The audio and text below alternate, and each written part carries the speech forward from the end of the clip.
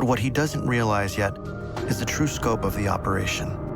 This complex, covering over 140... Oh my god, that is extremely massive. What? Each item telling a story of hope and despair. Damn, almost all of their belongings are even like burned, like completely forgotten, and just throw away bags. They really treat these people like they're not humans, you know. It's kind of extremely depressing to even see this type of mass-scale operation that has been done by the Nazis. So hello friends, today is gonna be very unique, because today we're going to learn some kind of history, something that is especially very dark time within the human history, you know friends. And I want to watch this video to really see what the darkest parts of, you know, human history, and be part of those terrifying stuff that happens within those, you know, olden times. And the point I'm talking about is about World War II, and we're going to learn some history together. And the video is all about what's inside Hitler's death camp by Atrium. So we're going to see, like, you know, what is the Holocaust, and from those dark stuff that I've already heard a lot of, you know, history about, like World War II and stuff, and know about the Holocaust and, you know, the genocide of Jewish people. But we'll see like how dark really is within their, you know, concentration camps. Hopefully friends, you can go, you know, support and watch the original video below the description about our reaction video today. So without further ado, let's get to this video.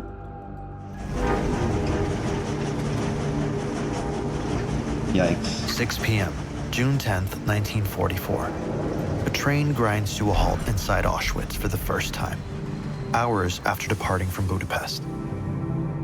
The doors swing open and thousands of people pour out, clamoring and scanning their surroundings. Smoke hangs in the air, mixing with the sharp scent of pungent ash. Violent shouts from guards direct passengers to place their few possessions besides the tracks. Bags containing only the bare essentials and the most cherished possessions they could salvage from their homes. Standing on the tracks is Lukács. He's just 16 years old. With him is his father, Sándor. They are the last of their bloodline. A few days before, his family had lived in relative comfort. Lukács went to That is crazy, like they are the only two that survives to tell this story. School. His father was a pharmacist, and they resided in a large apartment. Life was good. Yesterday, that all changed. Lukács and his father are filed into a fast-moving line with other men and teenagers. Next to them is another queue with young children, women, and the elderly. At the front, an SS doctor is inspecting the arrivals. Lukács has heard rumors of the atrocities committed by the Nazis, but never in his wildest dreams did he imagine seeing them firsthand. He is standing inside Auschwitz-Birkenau, but what he doesn't realize yet is the true scope of the operation. This complex, covering over 140... Oh my god, that is extremely massive. What?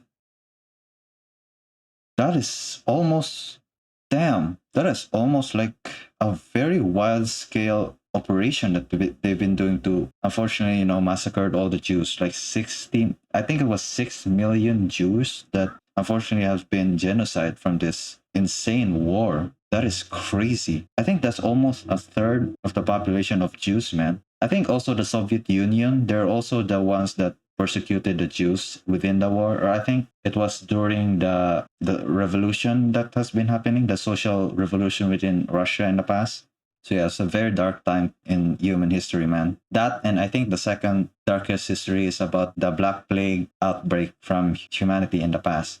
Also friends, if you've been enjoying this video, please leave a like and subscribe to my channel. So hopefully that I can grow my YouTube channel in the future so that I can keep making this type of content for you to enjoy. And thank you for all your support. 30 hectares was built to imprison, exploit, and exterminate thousands of people. Damn. On the right of this was Auschwitz I, the original prisoner camp established in 1940. Oh wait, so there are... Wait, is this the original one? Also, this was the smaller version of Auschwitz? Auschwitz? Initially used to hold the Polish resistance and political figures before it became overcrowded and Birkenau took over the responsibilities in 1942. Interesting. It now serves as offices for the SS operating as the camp's administrative hub. Lukács and his father reached the front. This is no ordinary line. Life or death rests in the doctor's decision. A signal to the left spares them for forced labor. A signal to the right leads to the gas chambers. The doctor pauses and looks at them. Over 80% of the people sent to Auschwitz were murdered immediately at arrival. Just a minute ago, Tomas, who used to race Lukács home from school, and Mrs. Kovac, the elderly neighbor who would bring them warm bread, was deemed unfit to work and sent to the right. Oh shit! So they have to do hard labor, or if they are not, if they are not fit to do hard labor, they're going to immediately be gassed or unfortunately, killed by the rifle. So that's why they separated all of the children and women from the left side and all from the men from the right side to see if they fit for working hard labor. The doctor Crazy. signals left and guards push them aside. Some may view this as fortunate, but they are unaware of the horrors that lie ahead. Lukács and the rest of the newly arrived prisoners are taken to the west end of the camp. Lukács enters the building, known as the sauna, and is immediately commanded to strip. He complies. Hair is shaved off his head, arms, and legs. A needle pierces his flesh. Finally, a number is stamped on his skin. In the next room, hundreds of men shower with ice-cold water. Within a matter of minutes, everything that once made Lukács special was stripped away. As Lukács is taken to the barracks, he passes the Kanata buildings. Here was a somber repository of belongings discarded by those who had just arrived, each item telling a story of hope and despair. Almost all of their belongings are even burned or completely forgotten and just throwaway bags. They really treat these people like they're not humans, It's kind of extremely depressing to even see this type of mass scale operation that's not been done by the Nazis. It's also very harrowing and horrifying to, try to escape from the Nazi regime. You can really see the people trying to escape during these type of dark times, in the history of humanity. It's kind of scary to even be part of this, knowing that you are going to get killed, especially if you are not fit to work on their hard labor camps. 30 barracks house the items of the thousands of daily arrivals. Inside, the buildings were filled with shelves stacked high. Workers were ordered to organize everything, sort it, and package it to be sent out to help the Nazi war efforts. Lukács is pushed into his new home, his father at his side. The room is cramped, packed with men and boys, all reduced to shadows of their former selves. Rows upon rows of wooden bunks stacked 3 high, each one barely wide enough for a man to lie flat. The air is thick, heavy with the stench of sweat, decay, and sickness. The floors are damp and caked with filth. The wooden walls are bare, offering little insulation. A single dim lamp swings from the ceiling, casting just enough light for Lukács and his father to claim a small space on a top bunk. On the hardwood, they fall asleep, unaware of the chaotic day that awaits them. They are currently located in the Jewish camp. Birkenau holds 300 wooden and brick barracks, divided by prisoner type. Women are housed in sectors B1A and B1B, while Romani prisoners are in sector B2E. Other groups such as homosexual men, criminals, and Jehovah's Witnesses are also segregated. Oh, I don't know that other type of religion are also persecuted here. I don't know what are the views of the Nazis about Christians. That would be very interesting.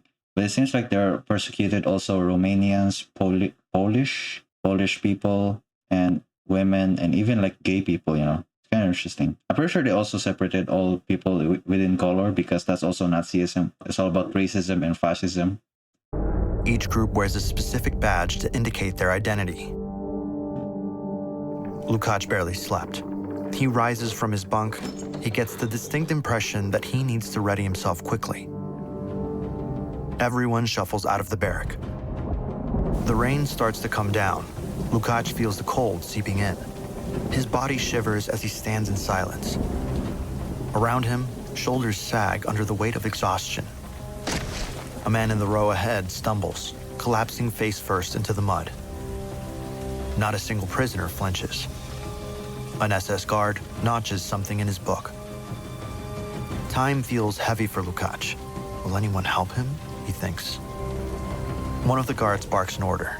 A prisoner in a similar uniform, but with an armband, hurries forward and without hesitation, grabs the body by the arms. The man is dragged away, leaving a smear of mud in his wake. Lukács knows it. He has just seen death for the first time. Damn. It's becoming clear that survival here depends on endurance, attracting little attention, and not falling ill. Lukács is assigned to a work group at Auschwitz-Monowitz, and a troubling fear settles in. So there are a lot of like parts and sections within Auschwitz, I guess. So this is the third section of Auschwitz where slavery is more prominent and the workforce is going to, I guess, do their job in here. He doesn't know where his father is going, and deep down, he fears he may never see him again. As he walks with the others to his station, a strange melody begins to waft through the air. Lukács glances around, searching for the source of the music. He spots an orchestra. A group of women stands under a watchful gaze of a conductor, performing songs for the prisoners. Their voices rise in haunting harmonies, contrasting sharply with the grim surroundings. Before they leave his sight, he locks eyes with a young girl playing a flute. She gives him a smile. Lukács smiles back. As he arrives at his station, Lukács is shocked.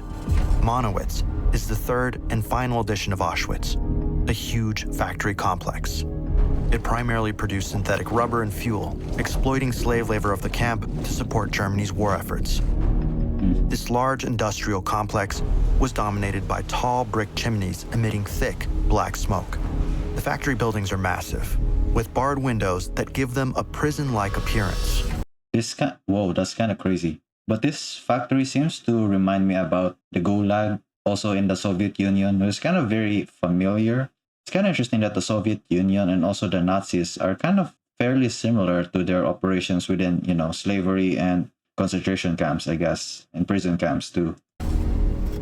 For the next 6 hours, Lukács works to the bone. Any excuse will result in being shouted at, tormented, or beaten. His group is tasked with offloading and moving sacks full of heavy raw materials from a train cart onto a conveyor belt. As Lukács works, he loses himself in thought to distract his mind from the pain. He wonders why so few people knew of the Auschwitz operations. That's because the camp, being located in southern Poland, about 25 miles from the major city of Krakow, was no accident. Upon creation, it had already established railway connections, allowing the easy transportation of prisoners and supplies. Its proximity to populated areas allowed the camp to remain inhabited, while its relative isolation helped hide it from the world.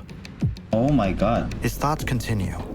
Throughout the morning, 2 other prisoners collapse and are left to die. Unlike earlier, no one is there to take them away. As the clock strikes 12, the workers stop. It's time for food. Lukács is passed his ration of watery soup with rotten turnips and potato peels. While Lukács eats, he overhears 2 fellow prisoners discussing rumors about bizarre experiments taking place near the main hospital. Inside one of the rooms is Joseph Mengele, one of the most evil doctors the world has ever seen. Today's task involves working on twins, a particular obsession of his. A few days prior, he infected them with typhus to see how their genes affect their risk of getting sick. Now, he's checking on their progression. If one twin dies, the surviving sibling is killed to allow a side-by-side dissection. His mission is racial purity, and his experiments have no limits. Meanwhile, at Monowitz, My God, I always hate like these type of scientific evidence, which usually there's no scientific evidence that shows. I think the difference between colors or even like type of religious type of views. I think yeah, being a Jew is like a religious type of views. Yeah, I think it was. But it's kind of very heinous for people to even view this as like scientific, that people are different than us, which is kind of crazy. Even though we're kind of just the same people all around the world. The one thing that differentiates us is our environment and experiences. And his experiments have no limits. Meanwhile, at Monowitz, the day wears on. Lukács feels his legs growing heavier with each step. The work seems endless. Then it happens. He slows down just for a second. His grip on the material loosens, and a sharp crack echoes as it hits the ground. Without hesitation, a guard rushes over. His face is twisted with rage. Lukács barely has time to react before the blows rain down. The guard doesn't stop. To scream would only bring more punishment. Lukács is left crumpled in the dirt, grasping for air. He knows that if he stays down for too long, he will get dragged away. Lukács wishes his dad could be there to comfort him. Suddenly, a horrific thought comes to mind. What if he's dead? As Lukács limps back to his barracks, a group of guards walk in another direction. Their quarters are a very different world, sheltered from the horrors that surround them. This section of the camp is made up of over 30 buildings housing hundreds of SS guards. The barracks are made from brick and include multiple rooms, often equipped with basic furnishings such as beds, tables, and personal storage. The same officers torturing and murdering prisoners every day have access to amenities like proper sanitation facilities and heating. 7 p.m. Yeah, so that's also very cold within their own like barracks, France. Like they don't have actual heating. They might even like get gangrene or I think necrosis within their fingers or feet. What that basically happen, friends, is usually when your hands get so cold, some of the cell, there's no actual blood flow will go through here because it's so cold. Usually some parts of your hands or feet will actually die off and get infected with bacteria within, which is kind of disgusting. That's why heating and proper warmth within your area is usually required within these type of cold conditions. Lukács is walking back into his barrack. Amongst the hundreds of prisoners there, he's using his remaining strength to see if his father is amongst them. Finally, near his bunk, he sees a man hunched over with blood on the floor. It's his dad. He hugs him, but his father is almost too weak to stand. He was assigned to work laying railway tracks, and during the day, someone tried to escape. They were shot and killed on the spot. Almost everyone else in the group was beaten badly, including his father. Lukács tells his father to stay put and rushes off to get food. On the northern side of the camp was a row of kitchen barracks. There was one or two for each section of the different population groups. Inside, prisoners are preparing dinner for the workers. Lukács arrives and manages to find 2 stale pieces of bread and a small sausage.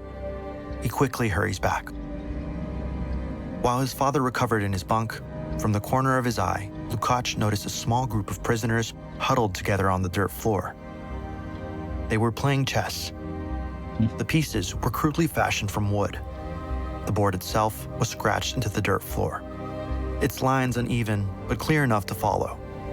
One of the men saw Lukács hovering over and invited him to join. For a few minutes, they weren't in Auschwitz. They weren't prisoners. They were chess players, strategists, tacticians. I'm also a chess player, friends. Like I played chess on my school. Actually, I loved playing chess, the strategies and tactics within it. The next few months, these were the only moments Lukács looked forward to. That is extremely sad, and man, it's very depressing that you only have like less people in here to even accompany you, through the extreme hard labor and hard work. Through, I think most of the 3 years during the war of the Nazi regime, crazy. The summer of 1944 brought nearly 2 months of hell for Lukács and his father, as the Nazi war machine rapidly crumbled. In the east, Soviet forces were advancing, reclaiming nearly 100,000 square kilometers of territory. Time was running out for the Nazis, but it was also running out for Lukács and the thousands of other prisoners still trapped inside. 6 a.m., August 1st, 1944.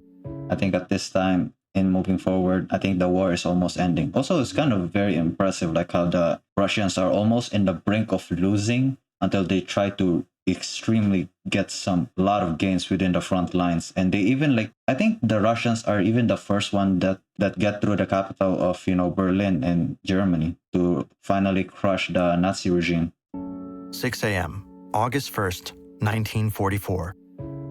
Since their arrival inside nearly 2 months ago, Lukács and his father had faced a brutal life. Little food, no breaks, and constant beatings. Outside, reporting to their work assignment, Lukács realizes his father is barely conscious. Then, he hears a thump.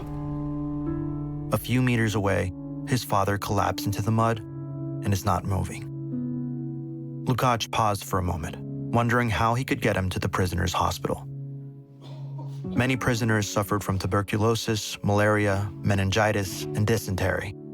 Lukács' dad is suffering from the same fate as countless others: exhaustion mixed with starvation. This section of the camp consisted of over a dozen barracks in repulsive conditions. Camp doctors could not help many of their patients. Yeah. They were also prisoners themselves. Even if he was transported to the hospital, the conditions were so squalid that the chances of survival would be extremely low. Not only that, I think especially from hospitals that are infected or there's a lot of diseases within the hospital, it's basically good to even avoid going to those type of hospitals because of the potentially massive outbreak of those potential disease. It just makes your chances going there even worse than before, because you might get infected, or not only that, you might even get sick and, die from there. So you also have to avoid going to the hospital to begin with and get help, which is kind of crazy. At night, rats would chew away at the legs of the sick, both those alive and dead. An SS guard approaches Lukács' father and screams at him to raise himself up. He musters whatever strength he has to shakily stand, but his fate is sealed. The guard gives one signal, and 2 other guards come to escort him away. He won't be heading to the hospital. Lukács' father is placed in a steady-moving line entering the crematorium building number 2 in the northwest of the camp, away from the prisoner barracks. Oh, damn. These 4 structures are built with deceptive facades to prevent panic about the imminent fate. Inside, the room is bare and windowless, except for one unsettling feature: a series of tall, mesh-covered columns that stretch from floor to ceiling. These columns were the delivery system for Zyklon B, the cyanide-based pesticide used to murder prisoners in horrific numbers. Once the chamber is sealed, SS guards drop the gas pellets through these columns, releasing lethal fumes, filling the room within minutes. Yeah, there's ultimately no surviving that. Or I think there are cases, I guess, to survive any type of chlorine-based gas, but ultimately there's no surviving against these type of extremely biohazard and poisonous chemicals. Each gas chamber was connected to an adjacent crematorium, where the bodies were immediately disposed of. At the peak of the Holocaust in 1944, the camp murdered somewhere between 3,000 to 5,000 people each day. On this day, that included Lukács' father. Damn. Between 1944 and January 1945, the Soviets got closer and closer to the German homeland. The SS began to abandon various concentration and labor camps it had built throughout the Eastern Front. In January of 1945, the Soviets entered Auschwitz. The troops see a few thousand prisoners, gaunt and starving. To them, it's liberation. But for Lukács, it was too little, too late. He was 250 miles away. Marching through the dead of winter along with... shit. He is also dead here. Nazi Death March in 1945. That is just a little bit too late to be freed by the Soviets. This is unfortunate. It's also kind of interesting that they have his type of story, to be part here in the histories. with 1,000 others. I guess his story will be remembered of all the suffering of all the Jews in the past. Lukács had managed to make it so far, but his body can't handle it any longer. He collapses on the side of the road, falling face first into the snow. A guard shouts at him to stand, but Lukács no longer has the strength. The last sound he hears is a rifle being cocked, followed by a shot that echoes through the cold air. Auschwitz operated from May 1940 to January 1945. It expanded 4 from the years. original barracks at Auschwitz I to It's kind of crazy that it's been 4 years that they've gone through this all suffering. 5. It expanded from the original barracks at Auschwitz I to include Auschwitz-Birkenau and the slave worker factory of Auschwitz-Morowitz. Lukács and his father may be fictional, but they stand for the countless lives shattered by the Nazi regime and its supporters during their merciless terror across Europe. Of the 1.1 million people transported to Auschwitz, over 900,000 were murdered or worked to death shortly after arrival. That is crazy. So yeah, friends, I guess that's the end of the video. That is very harrowing and very dark, man, to even like being part of those type of concentration camps, and really shows you that really improve a lot here in humanity, you know, and improve a lot of like living conditions. And we even have like, I guess, humanitarian aids that help, you know, people that are suffering, and people are more likely to help the people that are suffering through those type of stuff, you know. I think today we have a justice system that against heinous acts within the world. It's kind of unfortunate that, you know, some people, especially the Jews and like other type of, I guess, part of the minority of people have been like unfortunately killed by these, you know, type of people. I guess today we now live a more peaceful life, and hopefully in the future this type of history within us, you know, can be improved and move on in the future, and hopefully never bound to repeat it again of all this, you know, dark and horrifying stuff that happens. And that's it all today, friends, from this video, and thank you for watching, friends, and good evening.